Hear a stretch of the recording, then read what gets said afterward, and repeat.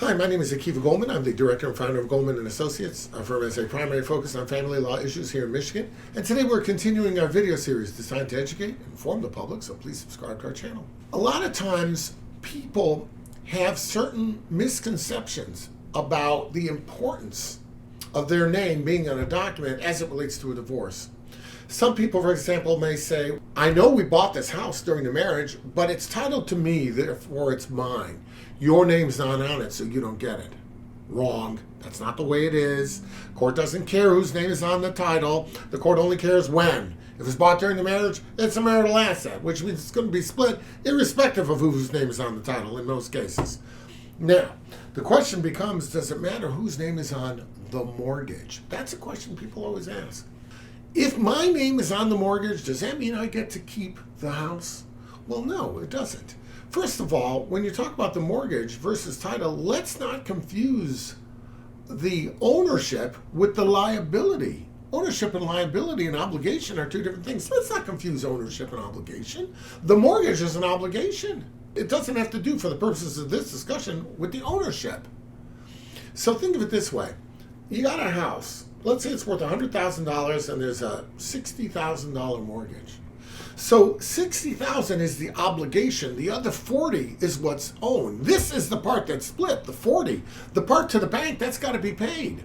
So does it matter in whose name the obligation is when we're splitting it? No, it does not. Because no matter what happens, the bank is not a party to your divorce. And that means they're going to be paid regardless. If somebody keeps that house during the divorce, they're going to have to pay the bank every month that mortgage payment. And if the court decides, you know what, nobody can afford it, or for whatever reason we can't agree, I, as the judge, am ordering the house sold. Well, guess what? We're going to sell it, and as a result of that sale, the bank is going to be paid their full mortgage. So the bank is really not involved. So because they're not involved, the fact that you signed a document with them, that doesn't matter. It's not going to impact us at all. Remember, they are not a party to your divorce. The fact that you signed an obligation to them, well, that's great, but that doesn't mean nothing. The impact of a person having a mortgage in their own name versus a joint with the spouse might be in that the court might say, you know what, since the mortgage is in your name, we're going to give you the house. We're going to give you the house because there's not that much equity in it, and the obligation is in your name, and you are working so you can afford to pay for it, and we will do that. However, in doing so, there was $40,000 equity. By giving you the house, we give you your $20,000 equity, but also her $20,000 equity. You know what that means?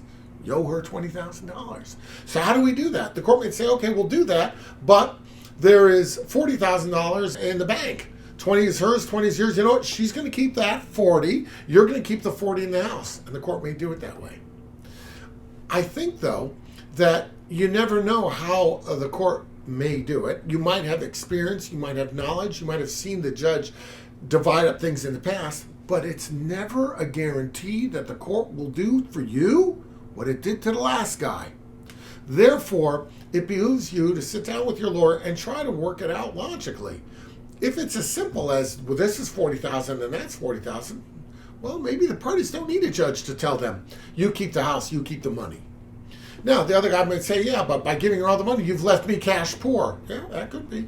That could be. So, you know what other option is? We sell the house. Sell the house, pay off the bank, then we'll split that 40 and we'll split that 40. Yeah, we could do that. But does it make sense?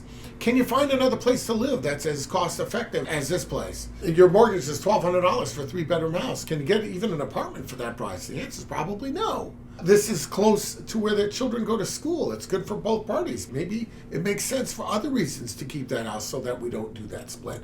So my point is, every case is different.